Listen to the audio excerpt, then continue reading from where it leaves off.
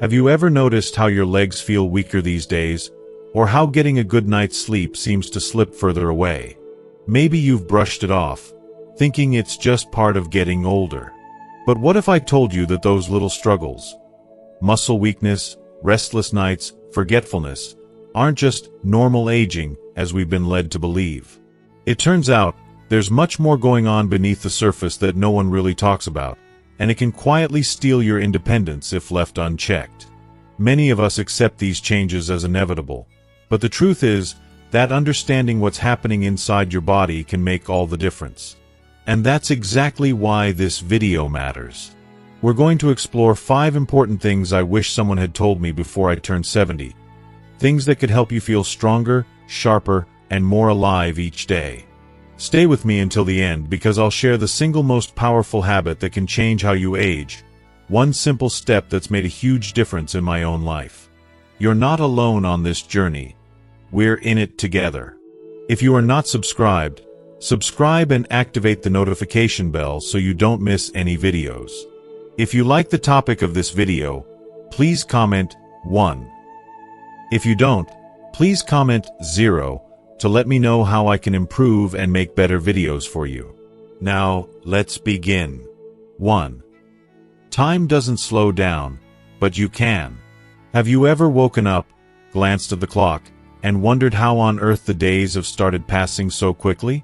One morning it's the start of spring, and before you know it, the leaves are changing again, another year has gone by, and you're still thinking about the projects you never started, the books you wanted to read, the calls you meant to return. For so many of us, especially after retirement, we thought life would finally slow down. But instead, it feels like time is sprinting ahead, leaving us a step behind and breathless. Maybe you remember your younger years, raising kids, working long hours, juggling bills, appointments, grocery runs, and 100 tiny errands. Back then, slowing down felt like an impossible luxury, something you'd earn someday. When I retire, I'll have time for myself, you might have promised. Yet here you are, perhaps well past your 70th birthday, and it seems as though life hasn't slowed down at all. If anything, the rush feels even sharper, the weeks melting together, and you find yourself saying, "Where did the time go?" It's such a common feeling, almost universal among older Americans. You finish breakfast, do a few chores, maybe spend time with the grandkids, and suddenly, the sun is setting again. The calendar pages seem to turn by themselves. Sometimes you might even wonder if you're doing something wrong. Wasn't this stage of life supposed to be peaceful, slow, and easy? So why does it still feel like you're chasing after something, always just out of reach? Now, here's where I want to gently challenge what most of us have always believed. We assumed that retirement or turning 70 would mean days filled with leisure, time to finally breathe, and a slower pace. But what if the problem isn't that time speeds up as we age? What if, instead, we simply never learned how to slow ourselves down, even when the world finally permitted us? Could it be that we are holding on to habits of hurry, even after the reasons for rushing have faded away? Think about it for a moment. During all those decades of life, we were taught that productivity and busyness are virtues. Our American culture prizes hard work, quick results, and constant motion. We spent years adapting to deadlines, waking up to alarm clocks, hurrying through meals, making to-do lists, and always multitasking. It's as if we trained our brains and bodies to live in a state of low-grade urgency, always on to the next thing, never truly present. When retirement arrives, our routines might change, but the inner patterns don't magically disappear. You might not have to rush to the office anymore, but your mind still clings to the rhythm of doing, checking, and planning. You finish one task, and another pops up to take its place. Even our free time is filled with commitments: doctor appointments, volunteer work, helping family, and running errands.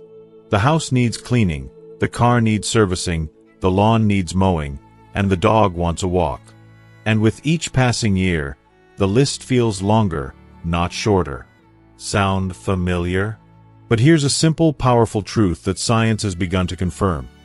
Our perception of time changes as we age, not because the clock ticks faster, but because our brains process routine experiences more quickly than new ones. When we're young, everything is new and memorable. Our brains pay close attention, and time feels slower. As we get older, many days become a blur of similar activities, and our minds fast forward through familiar routines. That's why years can seem to vanish in a blink. Dr. David Eagleman, a neuroscientist at Stanford, explains that our sense of time is linked to how much we notice.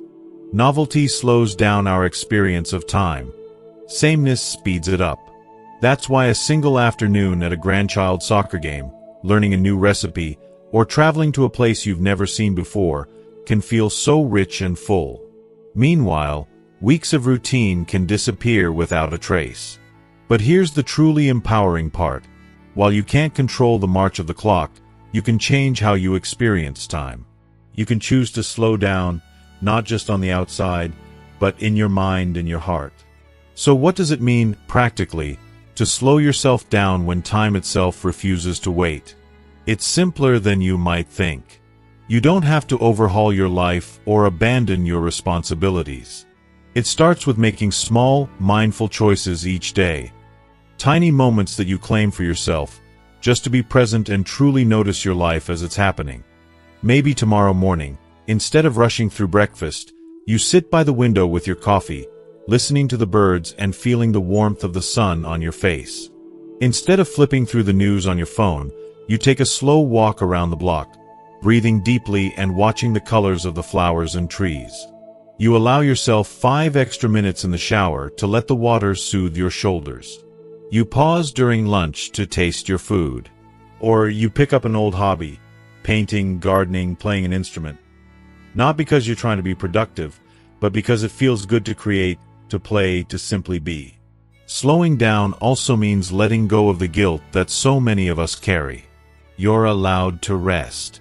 You're allowed to do nothing for a while. Our value as people doesn't disappear when we stop being useful in the traditional sense. Sometimes, the bravest thing you can do is to allow yourself the peace and permission to simply exist at the moment. Let me tell you a story that stayed with me for years. My friend Helen, who lived just a few houses down from me in our quiet neighborhood, spent most of her adult life raising 4 kids, working 2 jobs, and rarely taking a day off. She always dreamed of painting. She'd sketch little flowers in the margins of her grocery lists, but there was never time. Someday, when the kids are grown, she'd say. Well, Helen turned 72, and on her birthday, her granddaughter gave her a set of paints and a blank canvas. At first, Helen laughed and said, "I'm too old to start now." But one lazy afternoon, she decided to give it a try. She set up her easel on the porch and spent an hour just playing with colors, feeling the brush move across the canvas. She told me later that it was the first time in years she'd felt the world slow down. The noise in her mind faded, the ache in her shoulders softened, and she lost herself in the simple act of creating. Soon, she made a habit of it. Every Saturday, she'd spend a few hours painting, sometimes alone, sometimes with her granddaughter. The weeks stopped blurring together. Each painting became a memory, a milestone, a moment truly lived. Helen's story is a gentle reminder for all of us. Time doesn't slow down for anyone, but you have the power to step out of the rush, even for a few moments each day. You can claim small islands of peace, where you get to decide the pace. If you're not sure where to start, here are a few gentle suggestions. Pick just one to try this week. Set aside 10 minutes every morning to do something slow and mindful. It might be stretching, journaling, sipping tea, or listening to your favorite music. When you're with family or friends, put away distractions. Look them in the eye. Listen to their stories. Let laughter linger. Try a new activity, no matter how small. Bake a new recipe, learn a few words in another language, and plant something new in your garden.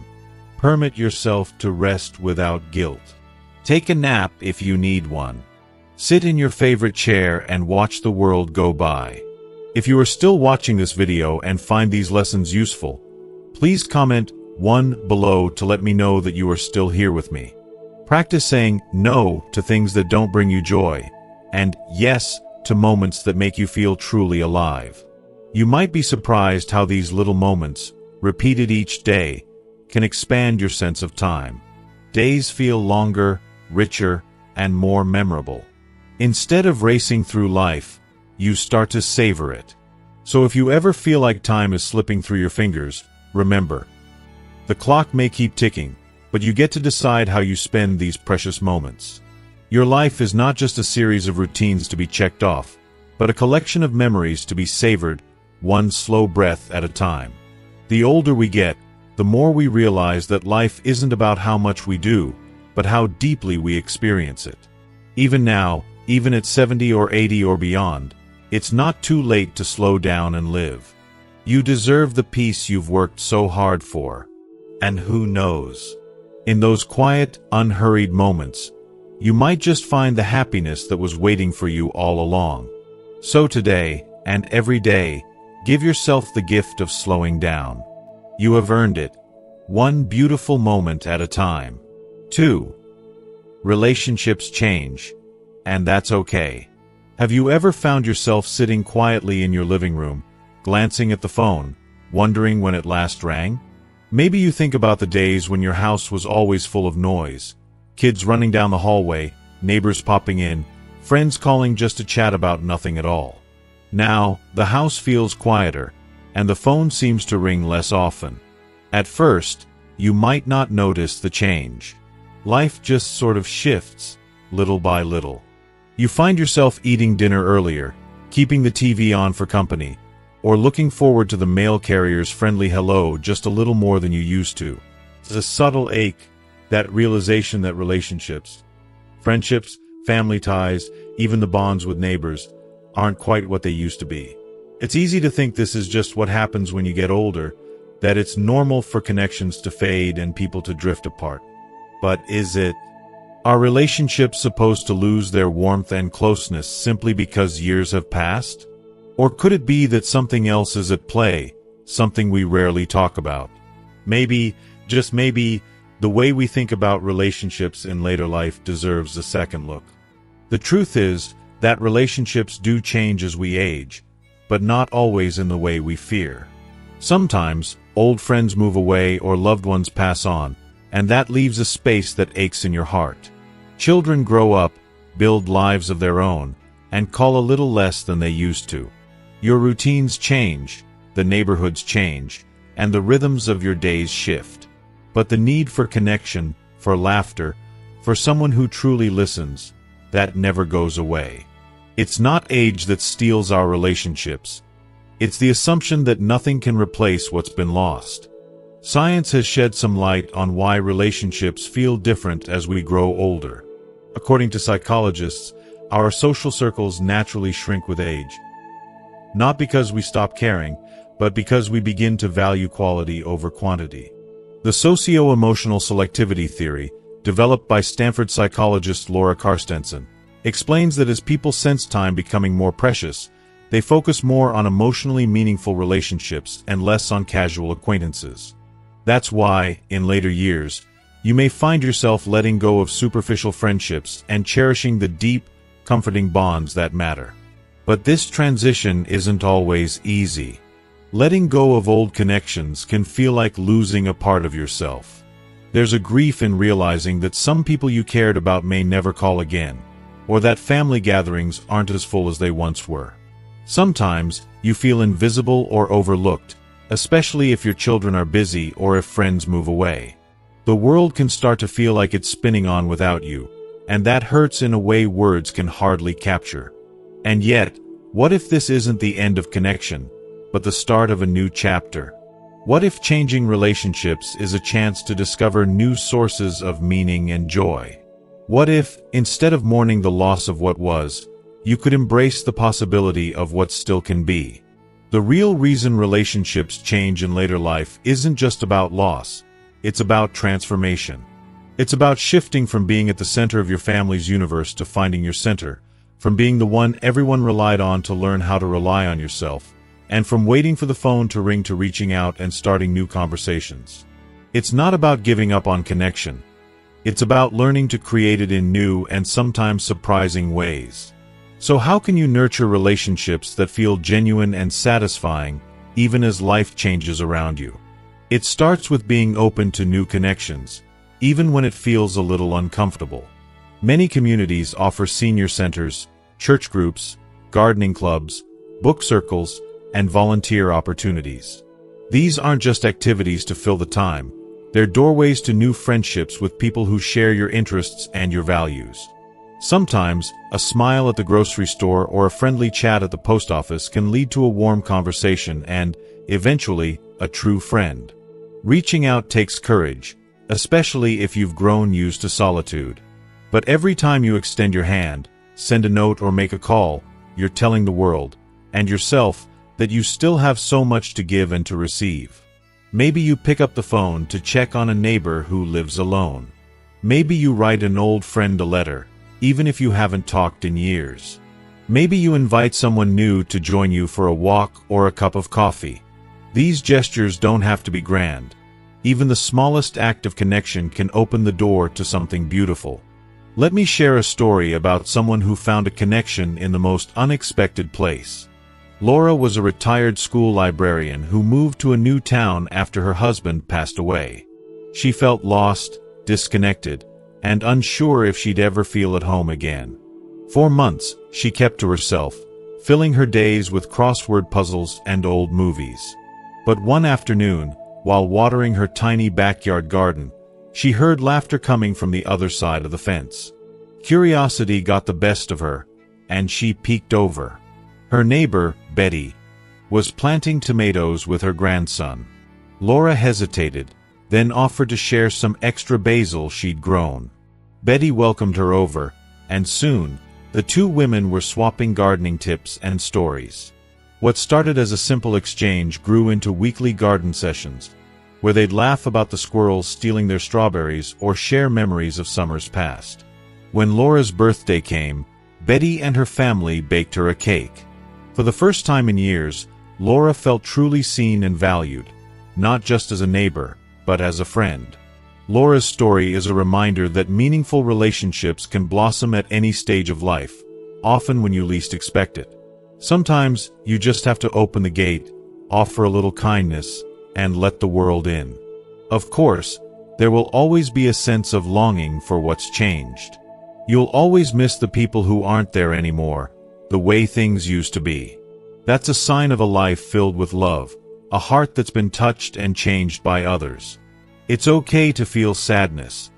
It's okay to feel the sting of loss. But don't let that keep you from embracing what's possible now.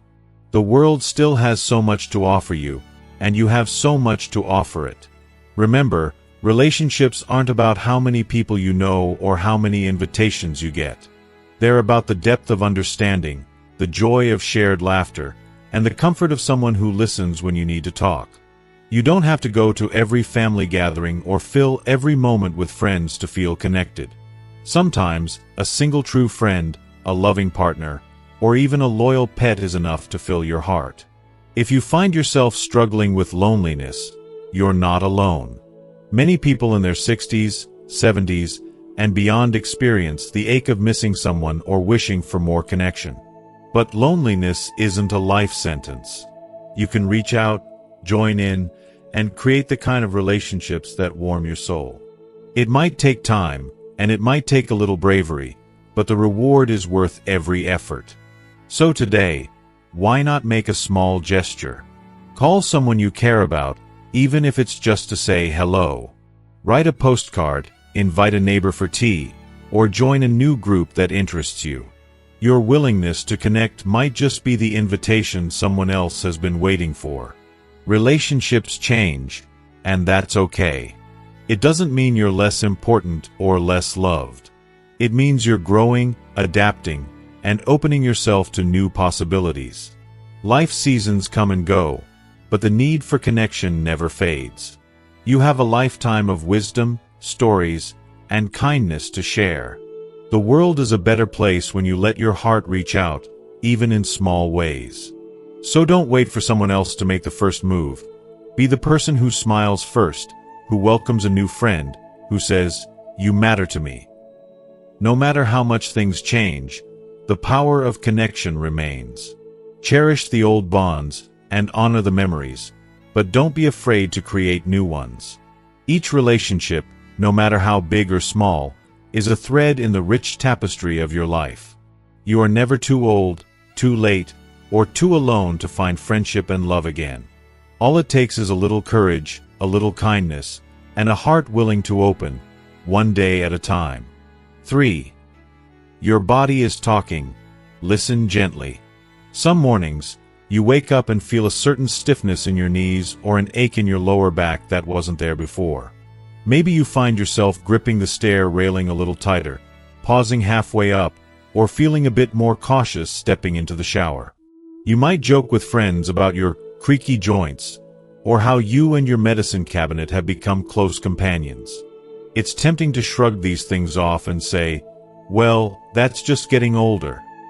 For many, these little aches and slowdowns seem as common as gray hair or reading glasses, a normal part of life after 65.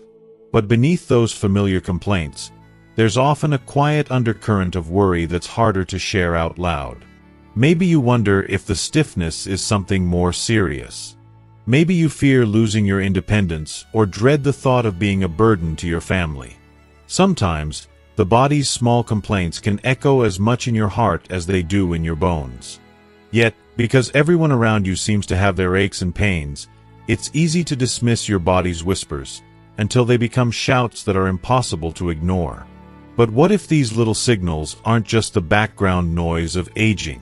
What if your body is trying to have a conversation with you, asking for attention and care? What if just getting old is only part of the story, and you still have more power than you think? Let's pause for a moment and turn this idea around. Do aches, fatigue, or small changes in balance always have to be accepted as the way things are? Or are they gentle reminders from your body, telling you it needs something different, something only you can give it? For most of our lives, we learn to ignore discomfort and push through pain. American culture, in particular, values toughness, no pain, no gain, and just walk it off. Maybe you've spent decades working hard, caring for others, not wanting to complain or seem weak. But your body has been your companion through it all. It remembers every sleepless night, every heavy grocery bag, every winter cold and summer heat. And just like any long-term relationship, your body needs attention, kindness, and understanding, not judgment or frustration.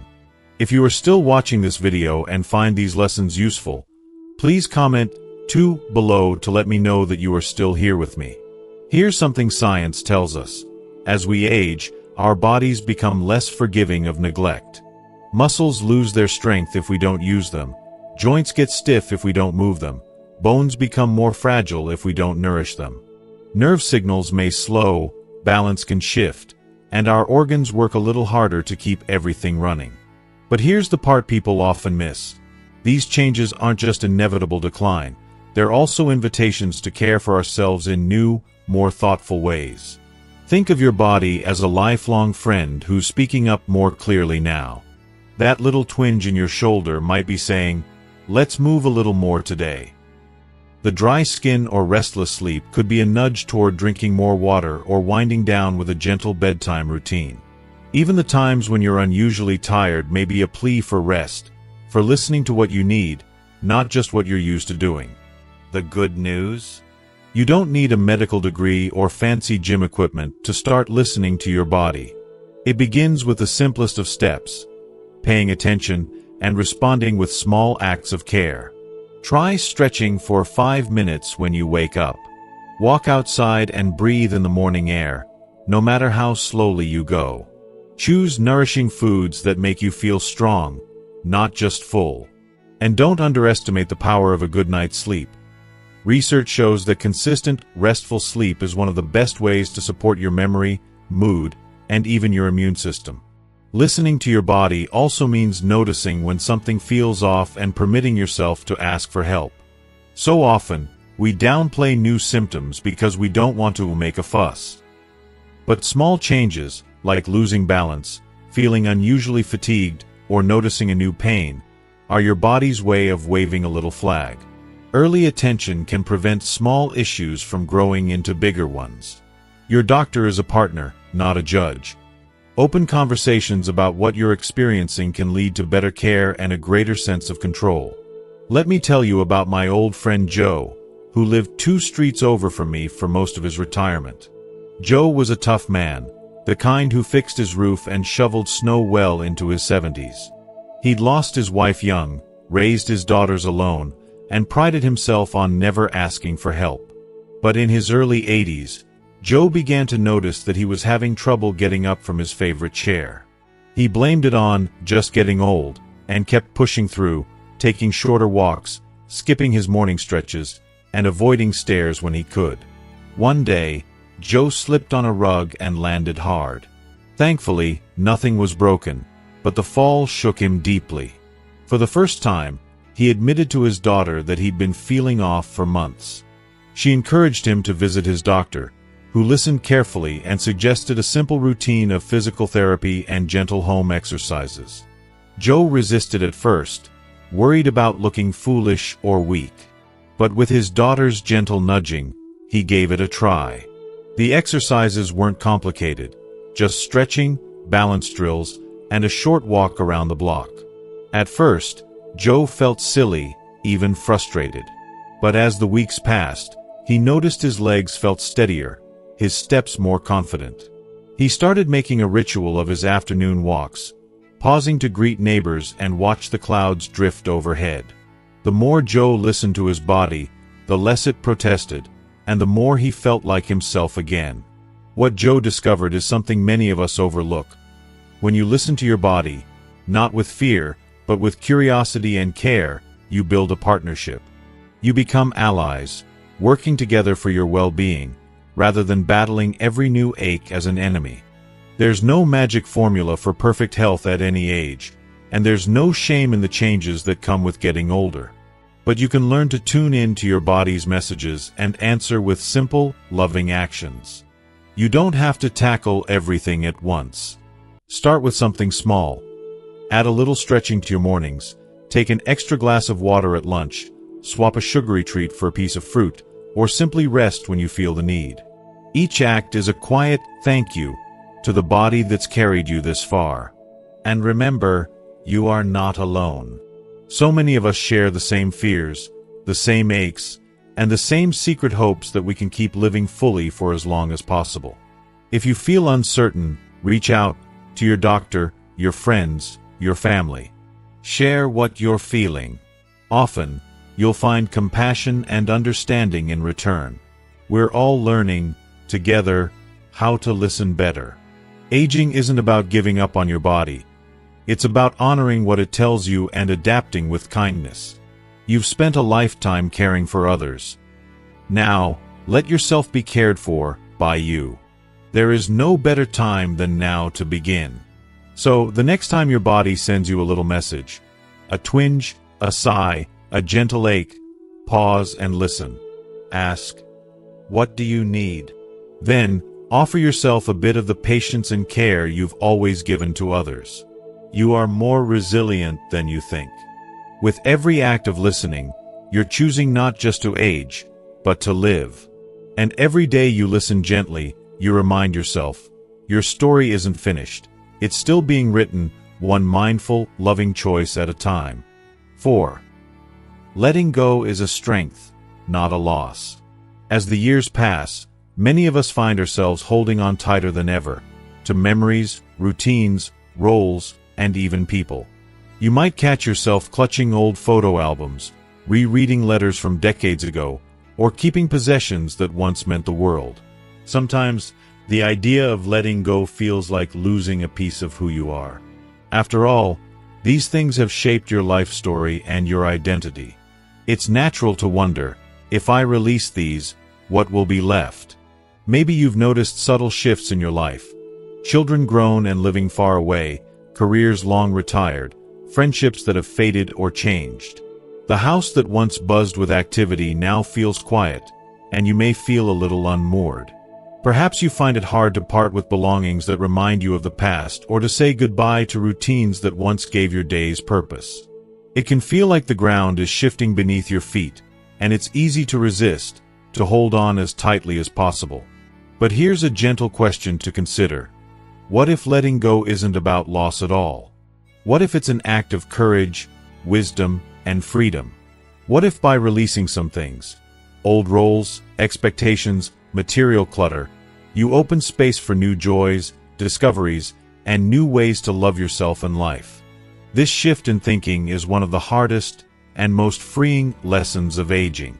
Our culture often teaches us that success means accumulating more possessions, more achievements, more social ties. But as we grow older, many find that the true strength lies not in holding on, but in the art of letting go. Science and psychology offer insight into why this process can be so challenging yet vital. Studies show that attachment to objects, routines, or even identities tied to our younger selves can create stress and limit our ability to adapt to life's changes. On the other hand, embracing change and practicing emotional flexibility supports mental health, lowers anxiety, and increases happiness in later life. Letting go creates room for mindfulness, presence, and gratitude for what remains, rather than sadness over what's lost. But understanding this intellectually is one thing. Living it is another. So how do you begin to let go gently, without feeling like you're erasing your past or disrespecting your story? Start small. Maybe it's sorting through a drawer and deciding to give away a few things you no longer use. Or it might mean accepting that you don't have to say yes to every invitation or obligation. Perhaps it's allowing yourself to skip a family event without guilt, redefining your role from caretaker to observer, or simply being someone present in a new way. Letting go also means forgiving yourself. Forgiving the parts of your life that didn't go as planned, forgiving mistakes, missed opportunities, or regrets. It's about giving yourself permission to evolve beyond old stories and embrace the present moment with openness. One woman I know, Mary, exemplifies this beautifully. Mary was a schoolteacher for over 40 years. When she retired, she struggled deeply with the loss of that role. Teaching had defined her for so long. Her purpose, her daily routine, her identity. She kept boxes of lesson plans, old student notes, and memorabilia tucked away, reluctant to move on. One day, her granddaughter invited her to try yoga. Mary was skeptical. What could a 68-year-old retiree do that would make a difference? But she went, and slowly, the practice began to help her let go, not just of physical tension, but of emotional weight. She started to release her tight grip on the past and opened herself to new experiences. She began volunteering at a community garden, making new friends, and rediscovering joy and growth, both in soil and in herself. Mary's story reminds us that letting go is not giving up. It's choosing a different kind of strength, a strength that says, I trust myself to find meaning beyond what I once knew. In letting go, you reclaim your power. You choose how to spend your time, your energy, your love. You create space for peace, for kindness toward yourself, and for the unexpected gifts that life still holds. Instead of being weighed down by the past, you carry its lessons lightly, with gratitude. If you're feeling overwhelmed, remember you don't have to do this all at once. Letting go is a journey, not a single event. It's okay to feel sadness or hesitation along the way. Those feelings mean you're honoring your story. But also keep reminding yourself of the strength you gain with every step forward. Imagine each thing you release as a balloon you let float into the sky, not to lose, but to free your hands to catch new blessings. Maybe it's time to fill your days with moments that nourish your spirit. Quiet mornings with a cup of tea, walks in the park, calls with friends who make you smile, or hobbies that make your heart sing. Letting go is one of the greatest acts of self-love you can practice. It's a gift to yourself and those around you because it opens the door to presence, peace, and new connections. So today, and every day, Honor your journey by permitting yourself to let go, not as a sign of weakness, but as a bold embrace of the life still waiting for you. You have lived with courage and grace. Now, let that courage carry you into a new chapter of freedom and joy. Remember, letting go is a strength, not a loss. 5. Joy must be chosen every single day. If you are still watching this video and find these lessons useful, please comment 3 below to let me know that you are still here with me. There are mornings when the world seems quiet, almost too quiet, and the day feels heavy before it even begins. Maybe you wake up feeling a bit more tired than usual, or you notice a cloud of worry or sadness lingering just beneath the surface.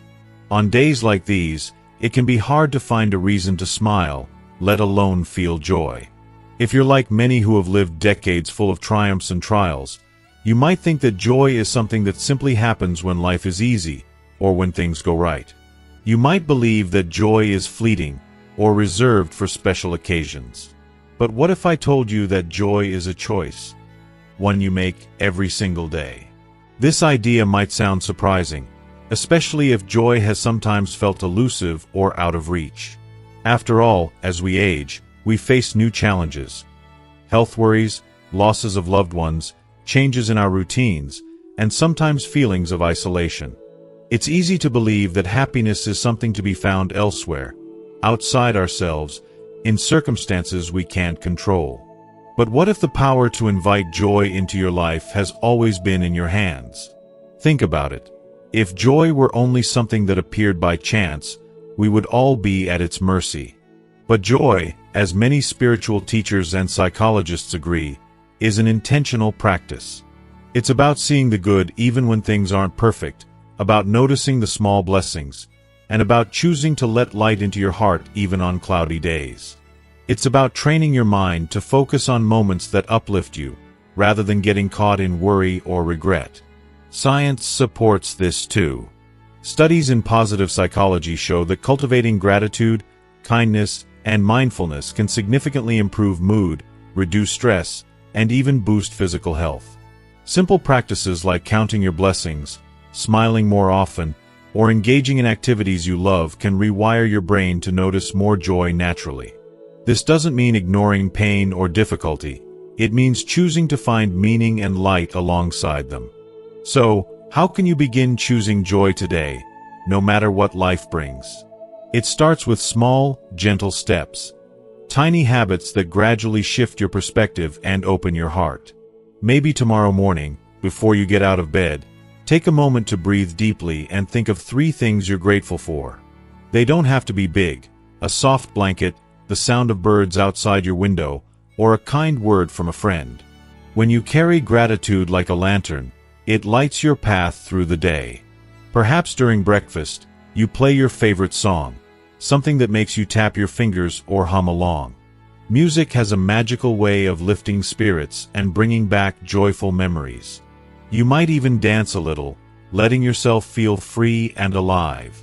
When you step outside, notice the colors of the sky, the smell of fresh air, or the gentle touch of the sun on your skin. Nature is a generous healer and reminds us of life's simple pleasures. Reach out to someone you love. A phone call, a handwritten note, or a smile exchanged in person can spark warmth and connection. Sharing joy with others multiplies its power. And when moments of sadness or frustration come, remember that joy isn't about perfection. It's about resilience, the ability to find a spark of happiness even in hard times. You might find joy in a cup of tea, a good book, or a quiet moment of prayer or meditation. Let me share a story about my friend George. George is in his late 70s and lives alone in a cozy house filled with memories. After losing his wife a few years ago, some days felt unbearably lonely. But George made a decision. He would choose joy every day, even when it was hard. Every morning, he plays Elvis Presley's music while making breakfast. He smiles at the pictures of his grandchildren and keeps a small garden where he grows tomatoes and sunflowers. George volunteers at the local library once a week, sharing stories with children. These simple rituals bring light into his life and remind him that joy is a choice, a a practice, and a gift. Choosing joy is not about denying the reality of aging or loss. It's about inviting warmth, laughter, and light into your everyday life. It's about telling yourself, I am worthy of happiness, and then acting on that belief. So today, and every day, make a small promise to yourself to seek joy intentionally. Notice it in the laughter of a grandchild, the taste of your morning coffee, the softness of a good book, or the kindness of a stranger. Let joy be your quiet rebellion against the hardships of life, a reminder that your spirit can still dance. Remember, joy doesn't just happen. It must be chosen, nurtured, and cherished. And every time you do, you shine a little brighter. Not just for yourself, but for everyone around you. You have lived a life full of stories, strength, and heart. Now, choose joy as the next beautiful chapter. You deserve it, every single day. As we come to the end of this conversation, I want to take a moment to thank you for being here, for listening, and for sharing a little piece of your life with me. Aging is a journey full of changes, some welcome, some challenging, and it's natural to have moments of doubt, loneliness, or fear. But remember, you're not alone. We're walking this path together, learning how to live fully and joyfully, no matter our age. Today, we talked about some of the most important truths I wish someone had shared with me before I turned 70. We learned that time may not slow down, but we can choose how we experience it. Relationships evolve, and that's okay. It opens doors to new connections and deeper meaning. Our bodies are always talking, and listening gently is an act of love toward ourselves. Letting go isn't a loss. It's a powerful step toward freedom and growth. And joy must be chosen every single day, no matter what life brings. Now, I want to hear from you. What stood out most? What wisdom or insight are you taking with you? Maybe it's a small step you're ready to try or a new way of seeing things that give you hope. Please share your thoughts and experiences in the comments below. Your voice matters and your story can inspire others who need to hear it. If this video touched your heart, please like, share, and subscribe to our channel. Let's keep building this caring community where we support each other through every season of life. Thank you again for being here. Take gentle care of yourself, choose joy, and remember, you are valued, loved, and never alone. Until next time, be well and be kind to your beautiful, wise self.